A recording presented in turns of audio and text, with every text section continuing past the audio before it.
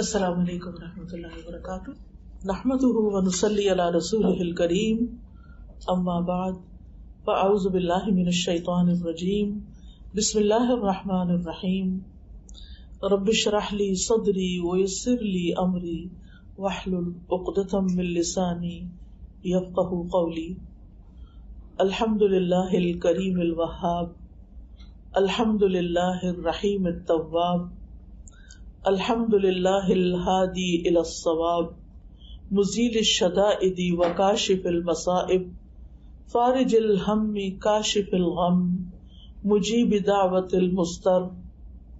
سبحانہ یسمع جہر القول وخفی الخطاب. ہر طرح کی تعریف اور حمد اللہ رب العزت کے لیے ہے جو کرم کرنے والا ہے، عطا کرنے والا ہے. ہر طرح کی حمد و ثنا اللہ سبحانہ وتعالیٰ کے لیے ہے جو بہت رحم فرمانے والا، بہت توبہ قبول کرنے والا ہے. ہر قسم کی حمد اللہ کے لیے ہے جو درست بات کی طرف رہنمائی کرنے والا ہے، جو سختیوں کو دور کرنے والا ہے، مصیبتوں کو ہٹانے والا ہے، پریشانیوں کو دور کرنے والا ہے، غموں کو مٹا دینے والا ہے، لاچار کی دعا قبول کرنے والا ہے. وہ پاک ہے جو ظاہری بات کو اور پوشیدہ بات کو بھی سنتا ہے. آج مجھے یہاں پر جو موضوع دیا گیا ہے وہ یہ ہے کہ ہم اپنے سٹریس، انزائٹی اور اس قسم کی دیگر چیزیں جو ہیں ان سے کس طرح ڈیل کریں. جیسا کہ ہم سب جانتے ہیں کہ اللہ سبحانہ تعالیٰ نے یہ دنیا بنائی اور اس دنیا میں انسان کو جو پیدا کیا اور اس کی جو زندگی بنائی وہ ایک امتحان کے لیے تھی. ہم سب ایک ٹیسٹ میں ہیں اور جب بھی انسان کسی امتحان سے گزرتا ہے تو اس کو سٹریس تو ہوتا ہے. یعنی آپ سب طالب علم ہیں، آپ کو معلوم ہے کہ چھوٹا سا بھی کوئی ایگزام ہو، سب کچھ آتا بھی ہو، سب کچھ پڑھا ہوا بھی ہو، سب کچھ کیا ہوا بھی ہو، پھر بھی ایک ٹینشن ضرور ہوتی ہے. تو یہ تو بہت نیچرل ہے. کہاں یہ کہ اللہ سبحانہ تعالیٰ نے خود بتا دیا کہ لقد خلقنا الانسان فی کبد، کہ یقیناً ہم نے انسان کو بڑی مشقت میں پیدا کیا. آپ دیکھیں کہ انسان کے دنیا میں آنے کا جو مرحلہ ہے، جو ماں پر گزرتا ہے، جس وقت بچے کی ولادت ہو رہی ہوتی ہے، اگر آپ میں سے کوئی اس ایکسپیرینس سے گزرا ہو یا اس پروسیس کو جانتا ہو تو آپ دیکھیں کہ کتنے گھنٹے بعض اوقات لگ جاتے ہیں، بعض اوقات دن لگ جاتے ہیں ایک انسان کے دنیا میں آتے آتے. اور ماں بھی کس مشقت سے گزرتی ہے اور وہ بچہ بھی کس مشقت سے گزرتا ہے. یہ اس بات کی علامت ہوتی ہے کہ جس دنیا میں وہ آ رہا ہے وہ پھولوں کی سیج نہیں ہے، وہ مشکلات کی جگہ ہے. یہاں پر آسانیاں بھی ہیں لیکن مشکلات بھی ہیں. اگرچہ آسانیاں اور نعمتیں اور امن ان مشکلات سے زیادہ ہے، لیکن انسان کی فطرت میں ایک حساسیت ہے، ایک سینسٹیوٹی ہے. لہذا امن کا جو وقت ہے، سکون کا جو وقت ہے، وہ تو ہم فار گرانٹیڈ لیتے ہیں، وہ ایسے ہی گزر جاتا ہے. لیکن جب ہم پر کوئی تکلیف آتی ہے، کوئی مشکل آتی ہے، بعض اوقات ہم اپنے حواس کھو دیتے ہیں، بعض اوقات ہم بہت سٹریس میں چلے جاتے ہیں. تو اس صورت میں کرنا کیا چاہیے، کس طرح اس کو ہینڈل کریں، کس طرح ہم ڈیل کریں. قرآن مجید میں اللہ تعالیٰ فرماتے ہیں وَلَنَبْلُوَنَّكُمْ بِشَيْءٍ مِّنَ الْخَوْفِ وَالْجُوعِ وَنَقْصٍ مِّنَ الْأَمْوَالِ وَالْأَنفُسِ وَالثَّمَرَاتِ وَبَشِّرِ الصَّابِرِينَ الَّذِينَ إِذَا أَصَابَتْهُمْ مُصِيبَةٌ قَالُوا إِنَّا لِلَّهِ وَإِنَّا إِلَيْهِ رَاجِعُونَ أُولَئِكَ عَلَيْهِمْ صَلَوَاتٌ مِّن رَّبِّهِمْ وَرَحْمَةٌ وَأُولَئِكَ هُمُ الْمُهْتَدُونَ. اللہ تعالیٰ کا ارشاد ہے، اور یقیناً ہم تمہیں خوف اور بھوک اور مالوں اور جانوں اور پھلوں کی کمی میں سے کسی نہ کسی چیز کے ساتھ ضرور آزمائیں گے. یعنی کبھی ایک آزمائش ہوگی، کبھی دوسری ہوگی. یہ پہلے سے بتا دیا گیا کہ یہ سارے ٹیسٹ ہوں گے. اور صبر کرنے والوں کو خوشخبری دے دیجئے. یہ وہ لوگ ہیں کہ جب انہیں کوئی مصیبت آتی ہے تو کہتے ہیں بے شک ہم اللہ کے لیے ہیں اور بے شک ہم اسی کی طرف لوٹنے والے ہیں.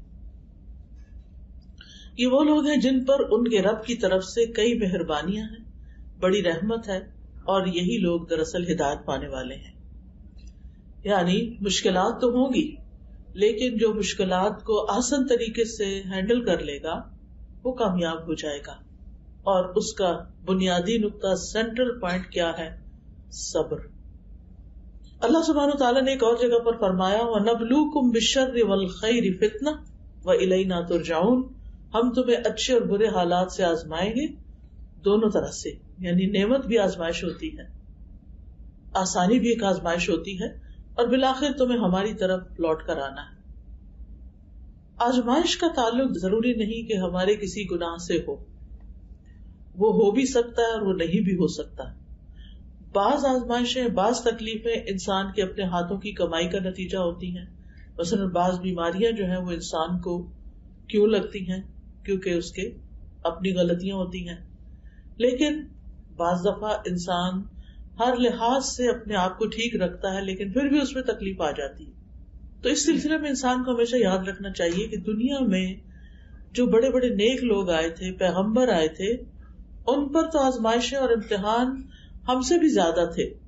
اللہ سبحانہ وتعالیٰ فرماتے ہیں وَلَقَدْ كُذِّبَتْ رُسُلٌ مِّن قَبْلِكَ فَصَبَرُوا عَلَىٰ مَا كُذِّبُوا وَأُوذُوا حَتَّىٰ أَتَاهُمْ نَصْرُنَا وَلَا مُبَدِّلَ لِكَلِمَاتِ اللَّهِ. اور بے شک آپ سے پہلے کئی رسول جھٹلائے گئے، یعنی نبی صلی اللہ علیہ وسلم سے پہلے بہت سے رسولوں کو ان کی قوم نے جھٹلا دیا، ایمان ہی نہیں لائے، مان کے ہی نہیں دیا، ان کی کوئی بات سن کے ہی نہیں دی، حالانکہ وہ اللہ سبحانہ تعالیٰ کی طرف سے اپوائنٹڈ تھے. تو انہوں نے اس پر صبر کیا، یعنی کسی طرح کا نیگیٹو ریئیکشن ظاہر نہیں کیا، اور وہ جھٹلائے گئے اور ایذا دیے گئے، تکلیف دیے گئے، یہاں تک کہ ان کے پاس ہماری مدد آ گئی، اور کوئی اللہ کی باتوں کو بدلنے والا نہیں. تو اس سے یہ پتہ چلتا ہے کہ اللہ تعالیٰ کی یہ سنت تو جاری رہے گی کہ وہ لوگ بھی آزمائے جائیں گے جو برے کام کرتے ہیں، اور وہ لوگ بھی آزمائے جائیں گے جو اچھے کام کرتے ہیں. یعنی نیک عمل کرنے والوں کو بھی آزمایا جائے گا، امتحان لیا جائے گا. نوح علیہ السلام جو بہت ابتدائی پیغمبروں میں سے ہیں، ہم جانتے ہیں کہ وہ 950 سال تبلیغ کرتے رہے، لیکن کس طرح ان پر آزمائش آئی کہ چند لوگوں کے سوا کوئی ان پر ایمان نہیں لایا، مگر وہ اپنا کام کرتے رہے. انہوں نے صبر سے کام لیا. موسیٰ علیہ السلام کے لیے فرعون کی آزمائش تھی. یعقوب علیہ السلام سے یوسف علیہ السلام جدا ہو گئے تو 40 سال کی جدائی انہیں برداشت کرنا پڑی، اور وہ اپنے پیارے بیٹے کی جدائی میں روتے رہے کہ ان کی آنکھیں سفید ہو گئیں. یوسف علیہ السلام کی الگ آزمائش ہو رہی تھی، کبھی ایک طرح کبھی دوسری طرح، کبھی بھائیوں نے کنویں میں پھینک دیا، کبھی وہ مصر کے بازار میں بک گئے، کبھی وہ عزیز مصر کے گھر میں اس عورت سے آزمائے گئے اور بالآخر جیل میں ڈال دیے گئے بغیر کسی قصور کے، اور 9 سال کے قریب وہ جیل میں رہے.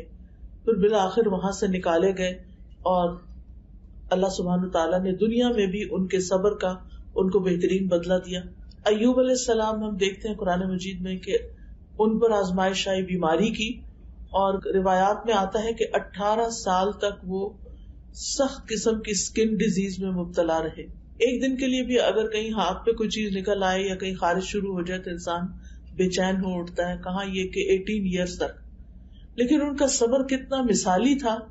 وہ کہا کرتے تھے، یعنی جب ان پہ یہ تکلیف آئی کہ اے اللہ، پہلے تو میرے اور تیرے درمیان میرے گھر والے تھے، میرے بچے تھے، میری دنیا کے کام کاروبار تھے، لیکن تو نے مجھ سے سب کچھ لے لیا، اب میرے اور تیرے بیچ میں کچھ بھی نہیں بچا.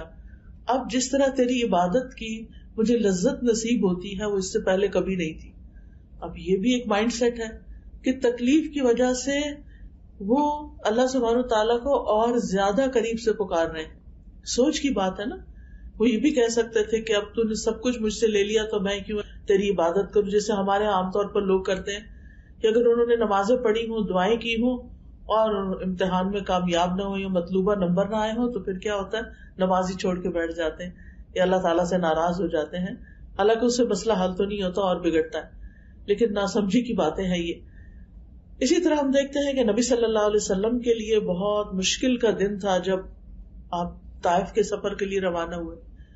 پھر اسی طرح حضرت عائشہ رضی اللہ تعالی عنہا پر ایک الزام لگا تھا اور اس الزام کی وجہ سے وہ 1 مہینے سے زائد عرصے تک روتی رہی اور تکلیف میں مبتلا رہی، حالانکہ وہ نبی صلی اللہ علیہ وسلم کی بہت پیاری بیوی تھی. اسی طرح پچھلی امتوں پر بحیثیت امت بھی بہت تکلیفیں آئیں. اللہ تعالیٰ فرماتے سورۃ البقرہ آیت 214 ام حسبتم ان تدخلوا الجنۃ ولما یأتکم مثل الذین خلوا من قبلکم مستهم البأساء والضراء وزلزلوا حتى يقول الرسول والذین آمنوا معه متى نصر اللہ الا ان نصر اللہ قریب. کیا تم لوگ سمجھتے ہو کہ تم یوں ہی جنت میں داخل ہو جاؤ گے جبکہ ابھی تمہیں اس جیسی تکلیف تو پیش ہی نہیں آئی جو تم سے پہلے گزرے ہوئے لوگوں کو آئی؟ انہیں سختیاں اور تکلیفیں پہنچی اور وہ ہلا مارے گئے، یہاں تک کہ رسول اور وہ لوگ جو ان کے ساتھ تھے ان پر ایمان لائے تھے وہ پکار اٹھے کہ اللہ کی مدد کب آئے گی، سنو بے شک اللہ کی مدد تو قریب ہے. یعنی اللہ کی مدد ضرور آتی ہے لیکن امتحان تو ہوتا ہی ہے. اب سوال ہی پیدا ہوتا ہے کہ یہ امتحان کیوں آتے ہیں، یہ غم اور پریشانیاں کیوں آتی ہیں؟ نمبر 1 انسان کے ایمان کے امتحان کے لیے کہ وہ اللہ سبحانہ تعالیٰ پر کتنا سچا پکا ایمان رکھتا ہے، یعنی خوشحالی میں ہی صرف اللہ کو یاد کرتا ہے یا مشکل میں بھی اللہ تعالیٰ کو یاد کرتا ہے. اگر کوئی شخص تکلیف کے وقت اللہ تعالیٰ کی طرف رجوع کرتا ہے اور آزمائش میں اللہ تعالیٰ سے مدد مانگتا ہے تو ایسا شخص ایک اگلے ہائر لیول پہ چلا جاتا ہے اور وہ اپنے ایمان کی سچائی کا ثبوت دیتا ہے. دوسری وجہ انسان کو بلند درجات دینے کے لیے، حدیث میں آتا ہے کہ بندے کے لیے اللہ کے ہاں ایک بہت اونچا مقام ہوتا ہے لیکن وہ اپنے عمل کی وجہ سے وہاں تک نہیں پہنچ سکتا، یعنی اس کی عبادت یا باقی اعمال کم ہوتے ہیں تو اللہ تعالیٰ اسے اپنے جسم یا مال یا اولاد کی آزمائش میں ڈال دیتا ہے. ابو داؤد کہتے ہیں کہ پھر اللہ تعالیٰ اسے صبر کی توفیق بھی دیتا ہے حتیٰ کہ وہ انسان اس صبر کی وجہ سے اس بلند ترین مقام پہ جا پہنچتا ہے. تو یہ ایک ریزن ہوتی ہے انسان کے اوپر سخت امتحان کی کہ اللہ سبحانہ تعالیٰ اس کو ایک اعلیٰ منزل دینا چاہتے ہیں لیکن اس کے عمل ایسے نہیں ہوتے کہ اعمال کی بنیاد پر وہاں پہنچے، لہٰذا اس پر آزمائش آتی ہے جس پہ وہ صبر کرتا ہے اور بلند درجے پاتا ہے. پھر اسی طرح اللہ تعالیٰ کی طرف سے اس انسان کے لیے بھلائی کا ارادہ ہوتا ہے. حدیث میں آتا ہے من یرد اللہ بہ خیرا یصب منہ، اللہ جس کے ساتھ بھلائی کا ارادہ کرتا ہے اسے مشکل میں ڈال دیتا ہے، مصیبت میں ڈال دیتا ہے. کیوں؟ اس لیے کہ انسان میچور ہو ہی نہیں سکتا. آپ نے کبھی دیکھا ہوگا کچی اینٹیں اور پکی اینٹیں، کبھی بھٹا دیکھا ہوگا جس میں اینٹیں پک رہی ہوتی ہیں.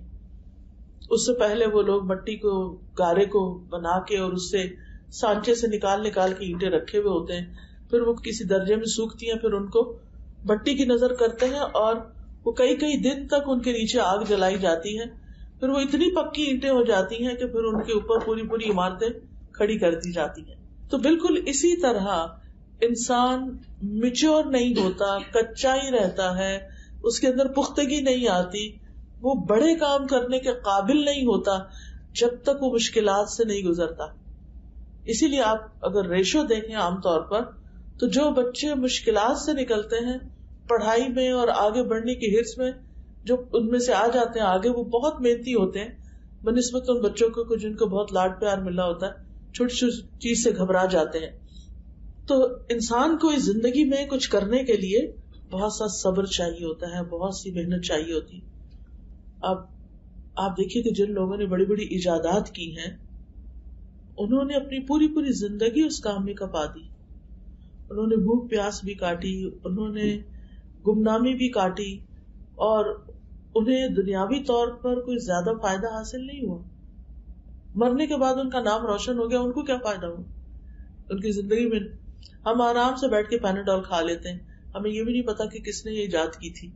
اس کی زندگی ریسرچ کرتے کرتے کس مشکل سے گزری تھی، کس تکلیف سے وہ شخص گزرا ہوگا جس نے ایک اتنی فائدے کی چیز انسانوں کے لیے بنا لی کہ ذرا سی درد ہوتی ہے انسان بغیر سوچے سمجھے کھا کے اور اپنے آپ کو پھر کام میں مشغول کر لیتا ہے. اس وقت بھی آپ جانتے ہیں کہ میڈیسن میں جو 2 طرح کے لوگ ہوتے ہیں، ایک تو پریکٹیشنرز ہوتے ہیں اور ایک سائنٹسٹ ہوتے ہیں، اکیڈیمیا ہوتے ہیں. تو اس میں بہت کم لوگ ریسرچ اور اکیڈیمکس کی طرف جاتے ہیں کیونکہ اس میں بظاہر ریوارڈ نظر نہیں آتا، بہت قربانی کرنی پڑتی ہے، آپ کو پیسے بھی کم ملتے ہیں. اس کے برعکس وہ لوگ جو اچھے ہائیلی کوالیفائڈ ہوتے ہیں، پریکٹس شروع کر دیتے ہیں میڈیسن کی، آپ دیکھیں ان کی زندگی بالکل الگ ہوتی ہے. وہ دنیا کی زندگی کو انجوائے کر رہے ہوتے ہیں، پیسے سے، شہرت سے، بہت سی چیزوں سے. لیکن جو سائنٹسٹ ہوتے ہیں عام طور پر آپ ان کی اگر زندگیوں کے بارے میں پڑھیں تو آپ حیران ہو جائیں گے کہ کس قدر سادہ زندگی وہ گزارتے ہیں، کس قدر محنت کی، مشقت کی. اسی طرح دین میں جنہوں نے بڑا بڑا نام پیدا کیا، مثلا امام بخاری ہیں، ان کی کتاب اللہ کی کتاب کے بعد سب سے صحیح کتاب بتائی جاتی ہے. امام بخاری 16 سال کی عمر میں اپنے گھر سے نکلے تھے علم حاصل کرنے کے لیے، اور 16 سال تک وہ گھر واپس نہیں گئے. اس دوران انہوں نے احادیث اکٹھی کی، ان کو چھانٹا، پرکھا، دیکھا، اور پھر کتاب لکھی، صحیح احادیث پر مشتمل کتاب لکھی، صحیح البخاری. ہم میں سے آج کس کا یہ یارہ ہے یا کس کے اندر یہ ہمت ہے کہ وہ 16 سال اپنے گھر والوں کی شکل بھی نہ دیکھے اور 16 سال تک اپنے گھر والوں سے کوئی بات بھی نہ کرے.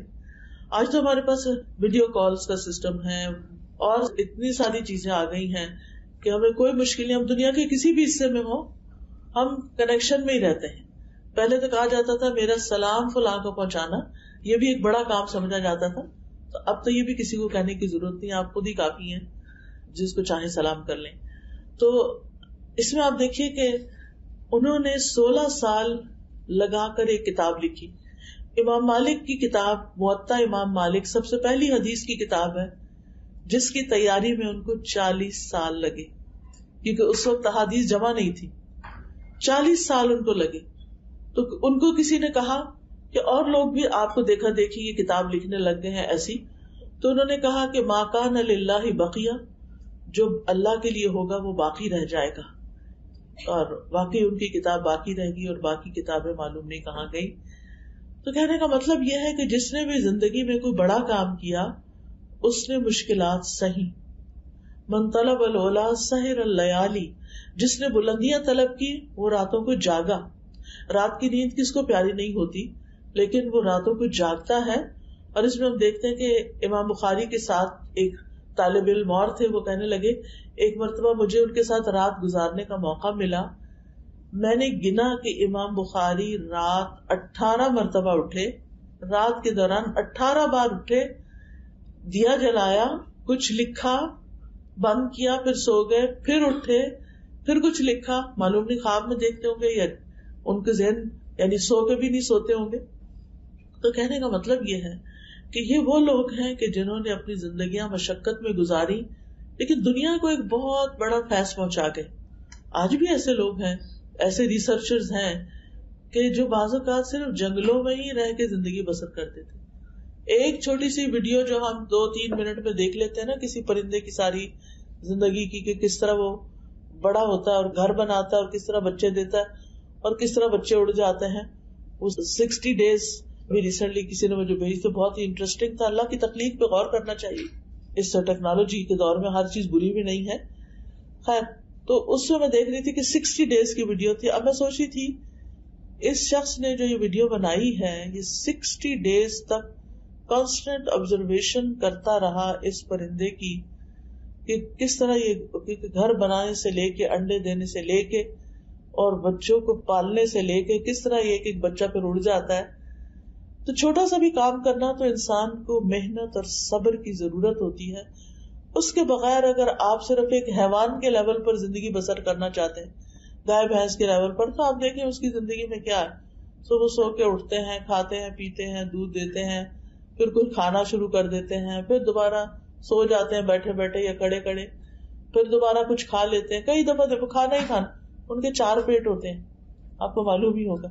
اور کام ان کا کیا صرف ہمارے لیے دودھ بنانا یا پھر اپنے بچے پیدا کرنا اور ان کے بچے کچھ ان کا دودھ پی لیتے ہیں. تو اب آپ سوچئے کہ ایک وہ زندگی ہے کہ جس میں آپ اٹھیں، کھائیں پیئیں اور سو جائیں اور پھر اٹھیں، کھائیں پیئیں اور کہیں نکل جائیں اور اٹھیں، کھائیں پیئیں اور پھر.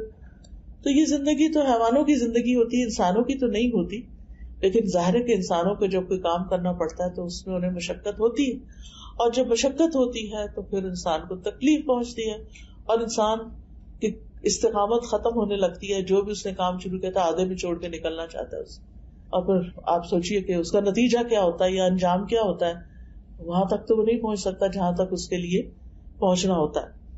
اگر انسان یہ بات یاد رکھے کہ غموں سے پاک زندگی صرف جنت کی زندگی ہے, دنیا میں یہ نہیں ہو سکتا, تو پہلے سے ہم مینٹلی پریپیئرڈ ہوں گے کہ اس دنیا میں تو امتحان ہوں گے. دیکھنے کی بات یہ ہے کہ مجھے کیا کرنا ہے, تو اس میں پھر انسان اس کے مطابق اپنی زندگی بسر کرتا ہے. جنت ایسی جگہ ہے جہاں صحت ہی صحت ہے, بیماری نہیں, زندگی ہے کبھی موت نہیں ہوگی, جوانی ہے کبھی بڑھاپا نہیں آئے گا, آرام ہے کبھی بے سکونی نہیں ہوگی.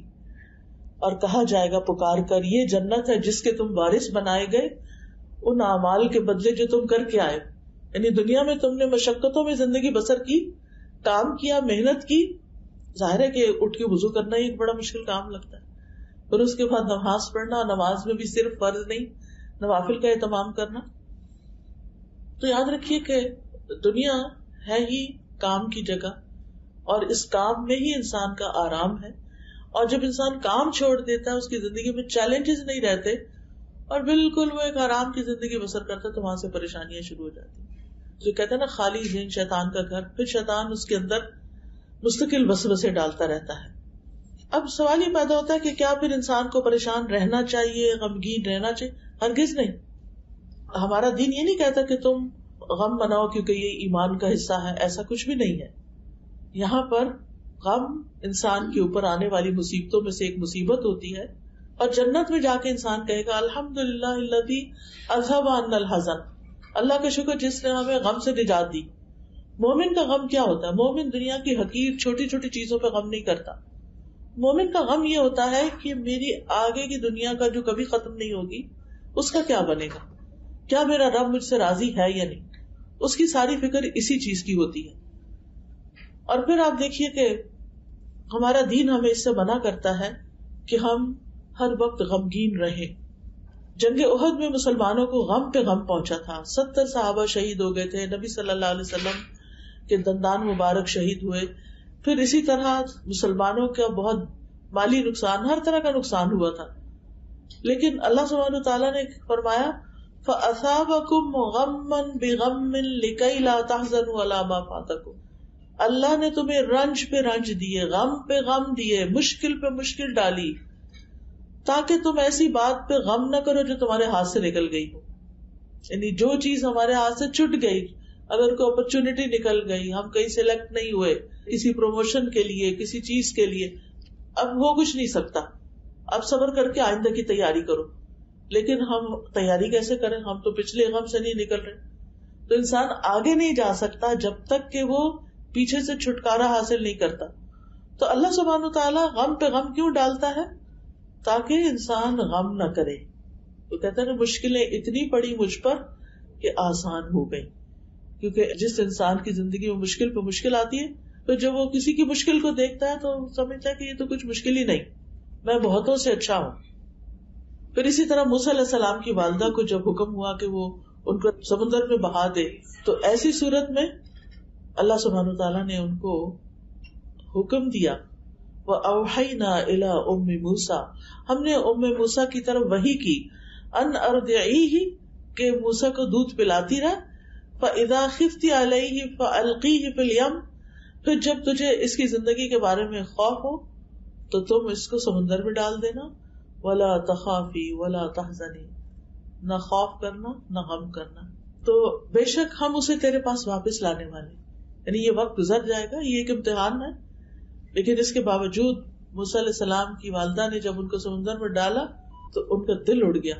یعنی ان کے لیے ناقابل برداشت تھا کہ وہ اپنے ہاتھوں اپنے بچے کو کہاں ڈال رہی ہیں. اب یہ جو غم ہوتا ہے نا, غم منانے اور غم پالنے کے نقصان ہوتے ہیں. ابن قیم کہتے ہیں 4 چیزیں جسم کو تباہ و برباد کر دیتی ہیں: پریشانی, غم, بھوک اور بیداری. پریشانی اور غم عزم کو, ارادوں کو کمزور کر دیتے ہیں. یعنی جب انسان پہ بہت غم آتے ہیں نا, پھر وہ کچھ زندگی میں کرنا نہیں چاہتا, لہذا پیچھے رہ جاتا ہے, دل میں کمزوری پیدا ہو جاتی ہے, اور بندے اور اس کے کاموں میں محنت کرنے کے درمیان رکاوٹ بن جاتے ہیں. یعنی اگر آپ کی عادت ہے نا ہر وقت غم کرنا، تو پھر آپ ترقی نہیں کر سکتے، محنت نہیں کر سکتے. تو ہر اس کام میں وہ پیچھے رہ جاتا ہے جو اس کے لیے مفید ہوتا ہے.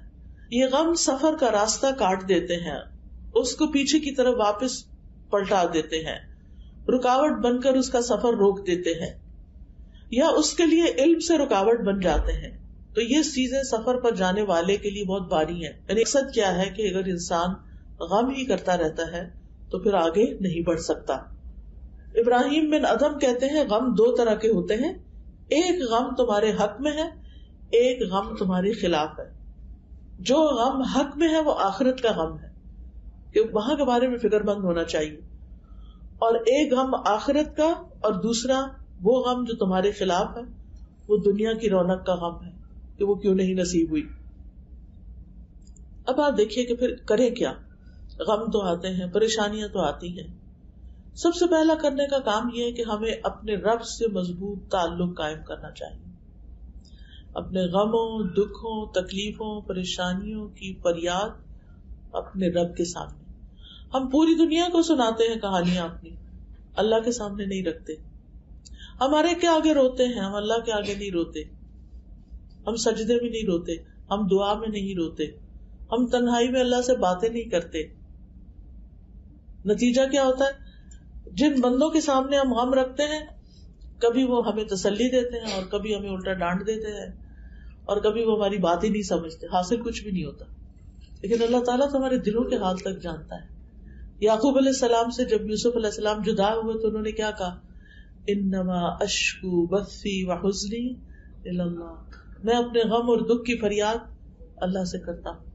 اور کرنا بھی ایسے ہی چاہیے کہ انسان اپنے غموں کو اللہ کے سامنے رکھے.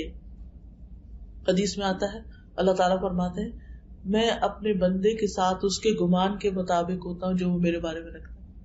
یعنی اگر اس کی تھنکنگ پازیٹو ہوگی تو اس کو ایسا ہی رسپانس ملے گا، اور اگر نیگیٹو ہوگی تو اس کو ویسا ہی رسپانس ملے گا. پھر یہ کہ ہماری جتنی بھی ضرورتیں ہیں، جتنی بھی چیزیں ہم چاہتے ہیں کہ زندگی میں ہمیں ملیں، وہ سب ہمیں اللہ کے سامنے رکھنی چاہیے. قرآن مجید میں آتا ہے امن یجیب المضطر اذا دعاہ ویکشف السوء. کون ہے جو لاچار کی فریاد رسی کرتا ہے اور اس سے تکلیف دور کر دیتا ہے؟ صرف اللہ.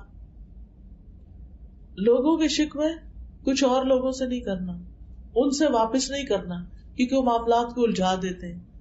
صرف اللہ سے شکوے کرنا ہے، اللہ کے آگے گڑ گڑانا ہے، اور مشکل وقت میں اللہ پر بھروسہ کرنا ہے، اللہ پر ہی توکل کرنا ہے. اللہ ہے نا، اللہ کر دے گا. اللہ تعالیٰ کو کوئی چیز نہیں روکتی. اللہ تعالیٰ کے لیے کوئی کام کرنا مشکل نہیں. اللہ سبحانہ و تعالیٰ تو میرے دل کی بات بھی سنتا ہے. اگر میں زبان سے اور رو کے دعا کرتا ہوں تو کیوں نہیں سنے گا؟ اس کا تو وعدہ ہے وَإِذَا سَأَلَكَ عِبَادِي عَنِّي فَإِنِّي قَرِيبٌ أُجِيبُ دَعْوَةَ الدَّاعِ إِذَا دَعَانِ فَلْيَسْتَجِيبُوا لِي وَلْيُؤْمِنُوا بِي. کہ جب آپ سے میرے بندے میرے بارے میں پوچھیں تو انہیں بتا دیجیے میں تو قریب ہوں. انی قریب، اجیب ہوں، میں جواب دیتا ہوں. دعوت الداعی، پکارنے والے کی پکار کا. گویا جب بھی ہم کہتے یا اللہ تو اللہ تعالیٰ ہمیں جواب دیتا ہے اے میرے بندے بتا تو کیا چاہتا ہے. اگرچہ اللہ کو پتا ہے ہم کیا چاہتے ہیں، لیکن اللہ تعالیٰ ہمارے منہ سے سننا چاہتا ہے کیونکہ دعا ایک عبادت ہے.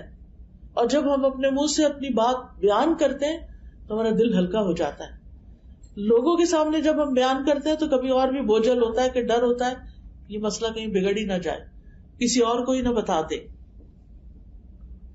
مشکل حالات میں اللہ پہ بھروسہ کرنا سیکھیے، اپنے معاملات اللہ کے سپرد کیجیے.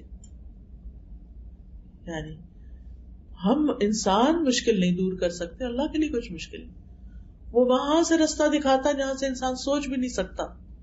قرآن مجید سورۃ الطلاق کی آیت 3 میں آتا ہے وَمَن يَتَوَكَّلْ عَلَى اللَّهِ فَهُوَ حَسْبُهُ إِنَّ اللَّهَ بَالِغُ أَمْرِهِ قَدْ جَعَلَ اللَّهُ لِكُلِّ شَيْءٍ قَدْرًا. جو شخص اللہ پہ بھروسہ کرے تو اللہ اس کے لیے کافی ہے. اللہ اپنے کام پورے کر کے رہتا ہے. اللہ نے ہر چیز کا ایک اندازہ مقرر کر رکھا ہے، ہر چیز کا ایک وقت ہے. جیسے آپ بیج ڈالتے ہیں تو درخت کا پھل آنے میں ایک وقت لگتا ہے، لیکن آپ دیکھیں جیسے ہو سکتا ہے آپ کے گھر میں کہیں چیکو کا درخت لگا ہوا. میں کبھی دیکھتی نا کہ ایسے درخت تو بہت پھل لاتے ہیں, یا کبھی شہتوت کا درخت دیکھا جب وہ پھل لاتا ہے کس قدر بھرا ہوا ہوتا ہے, کتنا پھل ہوتا ہے اس کا. میں سوچتی ہوں کہ اس کی اوریجن کیا ہے, اس کا روٹ کیا ہے, کتنے بیج ڈالے گئے ہوں گے, ایک بیج, اور پھر اس سے اتنا بڑا درخت, اور اس پر اتنا زیادہ فروٹ, ایک بیج کے اندر اتنا پوٹینشیل. اور انسان کی مثال تو حدیث میں درخت سے ہی دی گئی ہے کہ ایور گرین درخت. مومن کی مثال ایسے ہی ہے جیسے ایور گرین درخت ہو. مومن کبھی سوکھتا نہیں, مومن پہ خزاں نہیں آتی, مومن غموں سے گھبراتا نہیں, مومن حل جانتا ہے, مومن اللہ کا دامن تھام لیتا ہے. لیکن جو دعا ہم نے کی وہ سنی گئی, وہ یقیناً سنی گئی, قبول بھی ہو گئی. اس کا نتیجہ ہم کچھ عرصے بعد دیکھیں گے. ان اللہ بالغ امرہ قد جعل اللہ لکل شیء قدرا. بے شک اللہ نے ہر چیز کا ایک اندازہ مقرر کر رکھا ہے, اس لیے وہ اپنے وقت پر ہی کام ہوگا. اس وقت تک کے لیے ہم کیا کریں؟ صبر اور دعا سے کام لیں, کیونکہ ان دو چیزوں سے اجر بڑھتا رہتا ہے. پھر اس بات پر یقین کرنا کہ ہر تنگی کے بعد آسانی ہے. فَإِنَّ مَعَ الْعُسْرِ يُسْرًا, إِنَّ مَعَ الْعُسْرِ يُسْرًا. تنگی کے بعد آسانی ہے, پھر تنگی کے بعد آسانی ہے. اور یہ یاد رکھنا کہ ہر تنگی کے ساتھ دو آسانیاں ہیں, کیونکہ 2 دفعہ آسانیوں کا ذکر آیا ہے. پھر اچھا وقت آنے کا انتظار کرنا, مایوس نہیں ہونا, موت کا ہی نہیں سوچنے لگ جانا, مرنے کی باتیں نہیں کرنا, ہوپ فل رہنا. کیونکہ ہمارے سر میں شدید درد, تو ہم کہتے ہیں بس پتہ نہیں ہم بچیں گے کہ نہیں, پھٹ ہی نہ جائے رکھ, سر میں سے کچھ پھٹ گیا تو علاج بھی کوئی نہیں اس کا. لیکن امید اچھی رکھنا, سوچ اچھی رکھنا, دعائیں جو اللہ نے سن لی آپ کے لیے ذخیرہ کر دی, اس کے بارے میں سوچ اچھی رکھنا. پھر اسی طرح اللہ تعالیٰ کے احکامات کی حفاظت کرنا. نبی صلی اللہ علیہ وسلم نے فرمایا احفظ اللہ یحفظک, تم اللہ کے احکام کی حفاظت کرو, اللہ تعالیٰ تمہاری حفاظت کرے گا. اور اس میں سب سے پہلا حکم کون سا ہے؟ نماز. تو نماز پڑھنے والے کو اللہ کی رحمت ملتی ہے. نبی صلی اللہ علیہ وسلم نے فرمایا جب تم میں سے کوئی آدمی نماز کے لیے کھڑا ہوتا ہے تو رحمت الہی اس کی طرف متوجہ ہو جاتی ہے, یعنی اللہ سبحانہ وتعالیٰ آپ کی طرف توجہ فرماتا, اور نماز کے بعد پھر آپ جو دعا کرتے ہیں وہ دعا بھی قبول ہو جاتی ہے. خصوصاً فجر کی نماز کی حفاظت کرنے والا اللہ کی امان میں ہوتا ہے. چاشت کی 4 رکعت نماز پڑھنا دن بھر اللہ کی حفاظت ملتی ہے. دوسری اہم چیز کرنے کے کاموں میں سے, یعنی پہلا تھا اللہ کے ساتھ اپنا تعلق مضبوط کرنا, امید رکھنا, آسانی رکھنا, یقین رکھنا کہ اللہ تعالیٰ ضرور مدد کرے گا, اللہ کا تقوی اختیار کرنا, اللہ پہ توکل کرنا, ہر نیکی اللہ ہی کے لیے کرنا. دوسرا ہے قرآن سے متعلق مضبوط کرنا. قرآن ایمان والوں کے لیے شفا اور رحمت ہے. اللہ تعالیٰ نے ہمارے لیے قرآن کی شکل میں ایسی روحانی بیماریوں کے لیے شفا رکھ دی ہے اور اس کے لیے بھیجی ہے یہ کتاب. یہ الگ بات ہے کہ ہم اس سے فائدہ نہیں اٹھاتے. یہ کتاب اللہ کی رحمت لانے والی بابرکت کتاب ہے. اللہ تعالیٰ فرماتے ہیں وَهَذَا كِتَابٌ أَنزَلْنَاهُ مُبَارَكٌ, یہ کتاب جو ہم نے اتاری ہے بڑی بابرکت ہے. یعنی اگر تمہاری زندگیوں میں ہوگی تو اس سے تمہیں برکت ملے گی. اس کا پڑھنا, اس کو سمجھنا, اس کے مطابق زندگی بسر کرنا, اس کی تعلیم دینا. لیکن اس کے ساتھ کرنا کیا, اصل کام کیا ہے؟ فَاتَّبِعُوهُ, اس کی پیروی کرو, اس کو فالو کرو, اس کو اپنا امام بناؤ, اس کو اپنا رہنما بناؤ. وَاتَّقُوا, اور ڈرو, لَعَلَّكُمْ تُرْحَمُونَ, تاکہ تم رحم کیے جاؤ. یہ کتاب اللہ سے جوڑنے کا بہترین طریقہ ہے. پیچھے بات کی تھی نا میں نے کہ اللہ سے تعلق قائم کریں. کیسے کریں؟ نماز سے کریں اور قرآن کے ذریعے کریں. اور پھر گھروں میں برکت, آپ کی زندگی میں برکت, اور جتنا جتنا آپ اس کتاب کو پڑھتے چلے جائیں گے اتنا اتنا آپ کے دل میں بھی سکون آئے گا, اور جتنی اس کی خدمت کریں گے اتنی آپ کی زندگی میں برکتیں آئیں گی. پھر چونکہ ہر وقت انسان قرآن نہیں پڑھ سکتا تو پھر چلتے پھرتے اور کام کرتے ہوئے کیا کرے انسان؟ اللہ کا ذکر کثرت سے کرے. اور خاص طور پر جو مشکل اگر آئی ہے تو اس کے لیے یا حی یا قیوم برحمتک استغیث یا ذی الجلال والاکرام یا بدیع السماوات والارض یا اللہ یا رحمان یا رحیم. اللہ تعالیٰ خود فرماتے ہیں کہ اللہ سبحانہ تعالیٰ کے ناموں سے اس کو پکارو، اس سے دعائیں جلد قبول ہوتی ہیں. ذکر کرنے سے اور مسلسل ذکر سے دل کو سکون مل جاتا ہے، سٹریس کم ہو جاتا ہے. ذکر روح کی غذا ہے. یہ سٹریس اور انزائٹی کیوں ہوتے ہیں اس کے بارے میں پڑھ رہی تھی کہ یہ اوپر سرفیس پہ جو سمپٹم نظر آتی ہیں یہ اصل میں ہمارے سب کانشیس کے اندر بہت کچھ پیچھے جا چکا ہوتا ہے جو ان پلیزنٹ ہوتا ہے، اور پھر ایک دن آتا ہے کہ وہ سرفیس پہ آ جاتا ہے، ہمارا بہیویئر چینج ہو جاتا ہے. اگر ہم اس کے اندر، کیونکہ انسان کے اندر ایک طلب تو ہے نا کسی چیز کی. بازو کا سمجھتا ہے انسان شاید مجھے مال چاہیے، مجھے کمپینین چاہیے، مجھے سیر و تفریح چاہیے. یہ سب کچھ کرنے کے بعد پھر کیوں ہے آپ پریشان؟ تو اب تو آپ کو خوش ہو جانا چاہیے. وہ اس لیے کہ صرف ان چیزوں سے یہ ویکیوم نہیں بھر سکتا. اگر آپ اللہ تعالیٰ سے ایک تعلق قائم کریں گے، اس کے دین سے تعلق قائم کریں گے، قرآن سے تعلق قائم کریں گے، تو پھر وہ جو اندر جو سب کانشیس ہے، جو کچھ آپ پڑھتے جائیں گے، سنتے جائیں گے، اندر جا کر وہ اس کو الٹر کرنا شروع کر دے گا، بیماری کو باہر نکالے گا اور اپنی جگہ بنائے گا.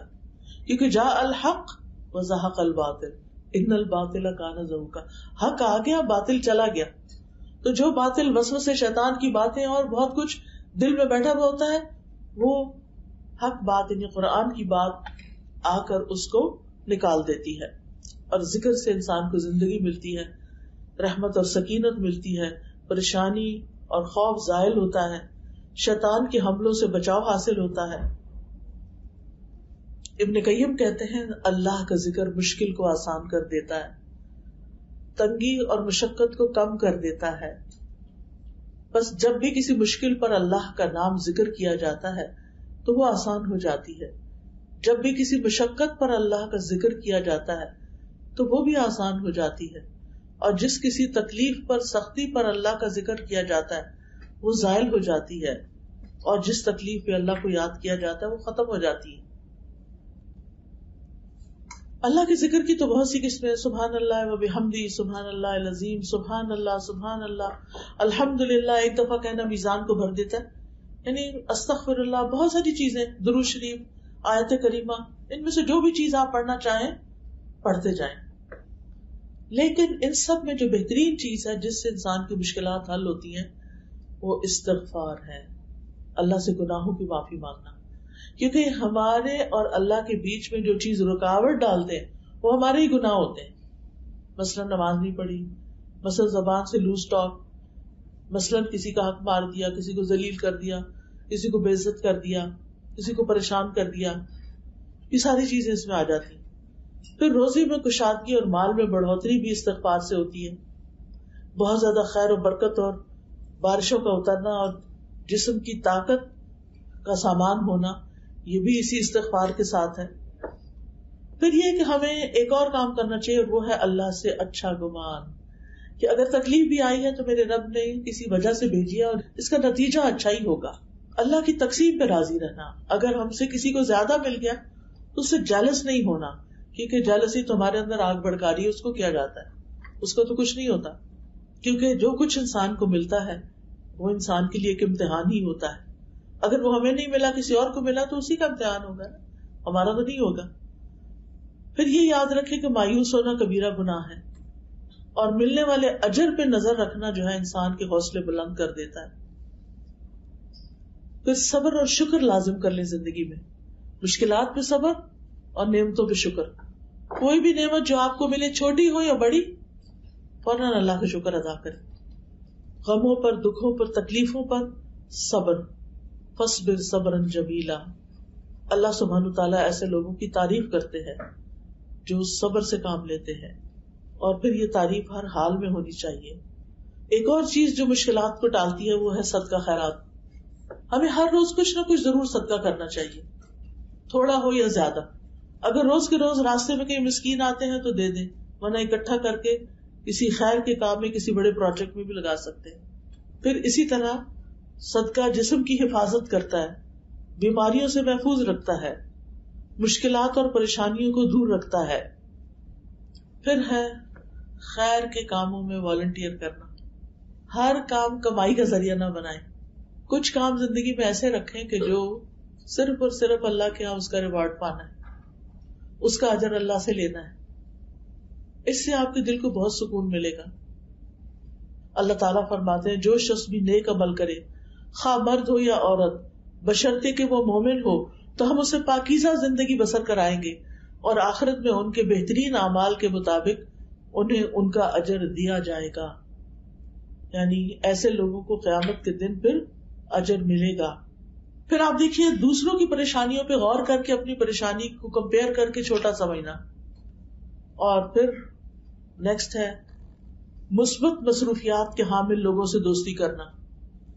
ایسے لوگوں سے دوستی کرنا جو صالحین میں سے ہوں, ایسے لوگوں سے دوستی کرنا کہ جن کا تھاٹ پروسیس بہت ہی پازیٹیو ہے, وہ ہر چیز میں خیر ڈھونڈ لیتے ہیں.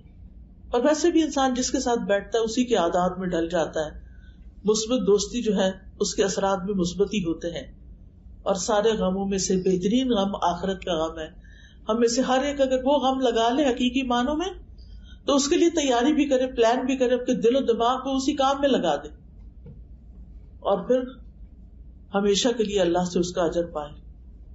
پھر کثرت سے دعا کرنا, دعاؤں کی کثرت ہونی چاہیے. خوشحالی میں بھی تکلیف میں دونوں حالتوں میں دعائیں کرنا. دعا تقدیر کو بدل دیتی ہے. پورے یقین سے دعا کرنا, اوپر اوپر سے نہیں. اللہ سبحانہ تعالیٰ سے دعا کرتے ہوئے انسان کوئی شرط نہ لگائے بلکہ اللہ کی راہ میں کھلا دے اور اچھے کی امید رکھے. پھر ہم و غم کی جو دعائیں ہیں ان دعاؤں میں سے وہ دعائیں نکال کے پڑھنا, اور غم اور دکھ کو تکلیف کو جو دور کرتے ہیں کلمات, ان میں سے سب سے بہترین کلمات درود شریف کی کثرت. اٹھتے بیٹھتے درود شریف پڑھتے رہیں. انشاءاللہ العزیز زندگی میں بہت سی بھلائیاں آئیں گی, بہت سی خیر آئے گی, اور انشاءاللہ جب آپ خیر کو پا لیں گے تو اس کو پکڑ کر رکھیں, چھوڑ نہ دیں. اللہ تعالیٰ ہمارا حامی و ناصر ہو.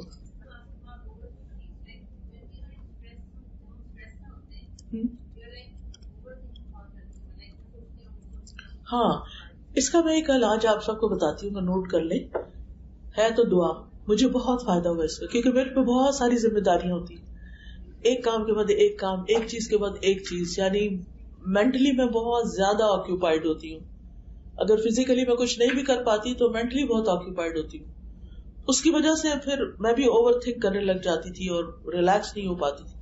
نبی صلی اللہ علیہ وسلم نے ایک دعا سکھائی ہے کہ اگر جیسے نماز میں ہماری خشوع نہیں ہوتا نا, اور بار بار دھیان ادھر جاتا ادھر جاتا, پتہ ہی نہیں چلتا, نماز بھول جاتی, اور تو نماز کے اندر بھی اور نماز کے باہر بھی 3 دفعہ یہ دعا پڑھیں, اعوذ باللہ السمیع العلیم من الشیطان الرجیم من ہمزہ ونفخہ ونفثہ, تا کے ساتھ 3 دفعہ یہ دعا پڑھنی ہے. اعوذ باللہ السمیع العلیم من الشیطان الرجیم من ہمزہ ونفخہ ونفثہ. اعوذ باللہ السمیع العلیم من الشیطان الرجیم من ہمزہ ونفخہ ونفثہ. ایسے کر کے دل کے اوپر تھوکنا ہے. تھوکنے سے مراد یہ کہ ایک تو کہتے ہیں نا چھو, ایسے نہیں, چھو چھو چھو, جس میں ہلکی پھلکی تھوک بھی آ جائے بیچ میں سے. اتنا مجھے اس دعا کا فائدہ ہوا, میں ہر روز صبح فجر کے بعد پڑھتی ہوں اور دن بھر اتنی کام اور ریلیکس, اور وہ ورنہ پہلے اتنی انزائٹی ہو جاتی تھی, اچھا یہ تو ہوا نہیں, ابھی اگلا کب ہوگا اور یہ کب ہوگا, اگر ٹریول کر رہے ہیں تو کب پہنچیں گے, کیا یہ خواہ بخواہ کے بیچے, فائدہ تو کچھ نہیں. اب آپ دیکھیں کہ جب آپ ریلیکس ہوتے ہیں تو آپ اپنے آس پاس کو انجوائے کرتے ہیں, کوئی انسان ہے آپ کے ساتھ, اس کی بات سنتے ہیں, اس سے تبادلہ خیال کرتے ہیں, کسی کی مدد کرتے, یعنی 100 کام ہوتے ہیں. اور کچھ درخت دیکھ دیکھ کے خوش ہوتے رہتے ہیں, اللہ کی کریشن دیکھ کے خوش ہوتے ہیں. یعنی لائف کو انجوائے کرنا چاہیے. جب ہم غم میں, دکھ میں, اسٹریس میں, انگزائٹی میں, پریشانی میں, تناؤ میں, ڈپریشن میں ہوتے ہیں تو ہم زندگی انجوائے کر سکتے ہیں. اور زندگی آسان نہیں ہے, زندگی میں تو ٹیسٹ ہوں گے ہی, لیکن ہمیں اس کے ساتھ ڈیل کرنا آنا چاہیے. اسی طرح اگر آپ کو زیادہ ہو رہا ہے کوئی مسئلہ تو پھر ربی اعوذ بک من ہمزات الشیاطین واعوذ بک ربی ان یحضرون 7 پڑھ لیں. کچھ دن آپ ہر نماز کے بعد یہ 3 دفعہ پڑھ لیں، پھر آپ روٹین بنا لیں 1 دفعہ فجر میں 1 سے نماز. اور ضروری نہیں کہ نماز کے بعد، اینی ٹائم آپ پڑھ سکتے ہیں اس کو. لیکن انشاءاللہ، کیونکہ ہوتا یہ کہ شیطان ہمارا دشمن ہے. اللہ تعالیٰ بھی فرماتے ہیں قرآن مجید میں تمہارا دشمن ہے تم اسے دشمن سمجھو، لیکن ہم سمجھتے نہیں ہیں. ہم کہتے ہیں وہ کیا کر لے گا ہمارا، ہم خود ہی بہت اسٹرانگ ہیں.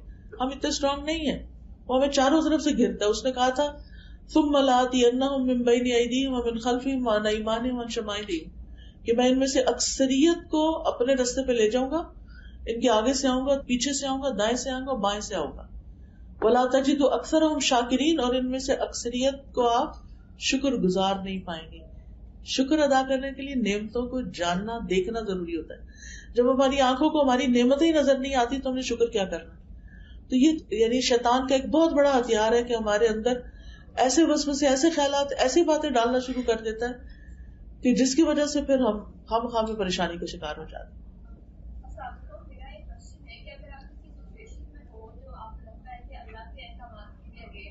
جی جی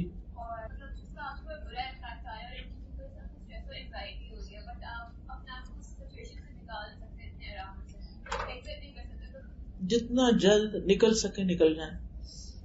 بعض چیزیں اوور نائٹ نہیں ہوتی. پہلے ہم ارادہ بناتے ہیں، پھر ہم اس کے بارے میں پڑھتے ہیں، دیکھتے ہیں کہ اس چیز کے ساتھ کس طرح ڈیل کیا جا سکتا ہے. پھر آپ سٹیپ بائی سٹیپ کرتے ہوئے پھر اپنے آپ کو پل بیک کریں. لیکن یہ نیت ضرور رکھیں کہ میں نے اس میں سے نکلنا ہے، کیونکہ اس میں میرا نقصان.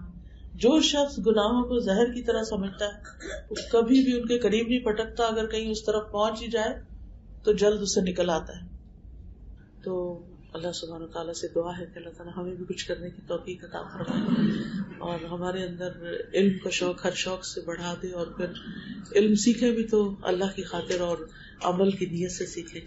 اللہ سبحانہ تعالیٰ آپ سب کو بہترین جزائے خیر دے اور آپ کے علم، وقت اور کوشش اور آپ کے سکھانے والوں کی زندگی، صحت اور ہر چیز میں، اولاد میں اور اعمال میں برکت ڈالے. جزاکم اللہ خیرا. بارک اللہ فیکم. السلام علیکم و رحمۃ اللہ وبرکاتہ.